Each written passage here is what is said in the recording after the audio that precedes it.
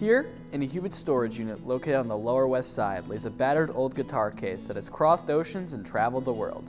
Dave Van Ronk was an incredibly gifted musician who went on to influence the likes of Peter, Paul and Mary, Joni Mitchell, and Bob Dylan.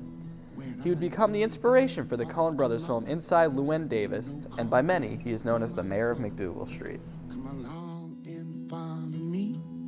We'll go down to Galilee. Green, rocky road. Promenade in green.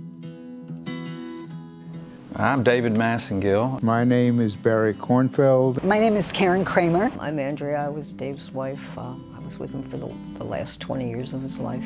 When you lose your money, learn to lose.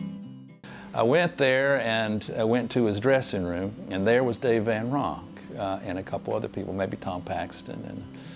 And Bromberg said, play that song. And so I played Fairfax County for Dave and Tom, and Dave says, kid, I think we're going to get along. I originally met Dave at one of his gigs. There's a club in the neighborhood here. It still exists on Bleecker Street. It was originally the bitter end, and then for a while it was the other end, and then it switched back to the bitter end. So this was during the period when it was the other end.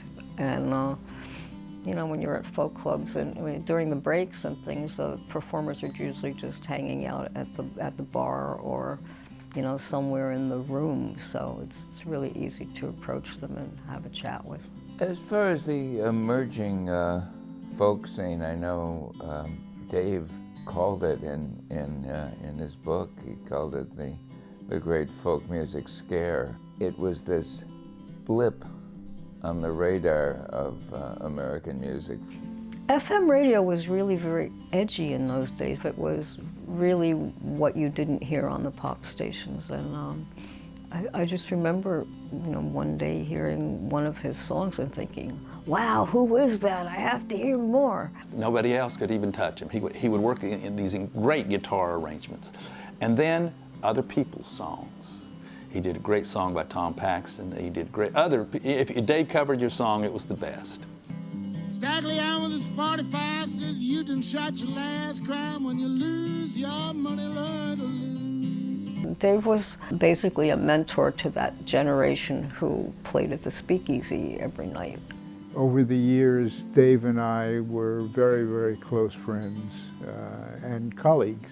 We worked together in a number of bands. I produced records with him, and he used to run folk shows at a number of village coffee houses. Nobody had money. There was always somebody sleeping on the couch.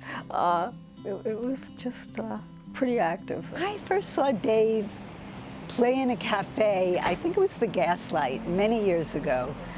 And like a lot of people, I was just blown away by him. Nobody had a voice like Dave Van Ronk. They called him Mr. Growly because of that wonderful, deep, throaty voice that he had. Happy to be happy with it.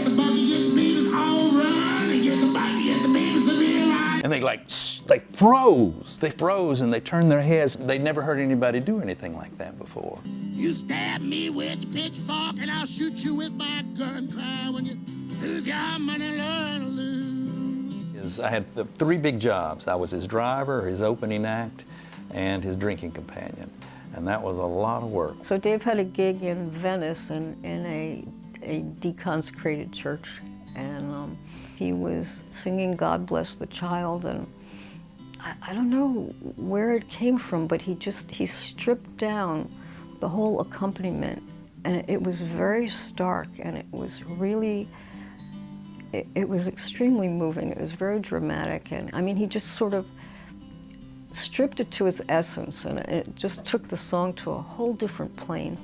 So anyway, so he's singing this song, the room is dead quiet, and I looked up, and the cop standing closest to me, who very likely didn't understand a word of English, has tears running down his face.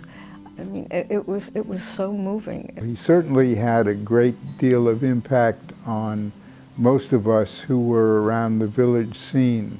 Tom Paxton, Noel Stuckey, who was Paul of Peter, Paul and Mary, and Dylan, of course. Full forward, all cylinders working. Dave was the Grand Dragon.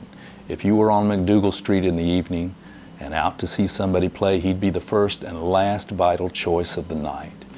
He towered over the street like a mountain, but would never break into the big time.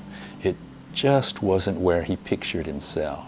He was big, sky high, and I looked up to him.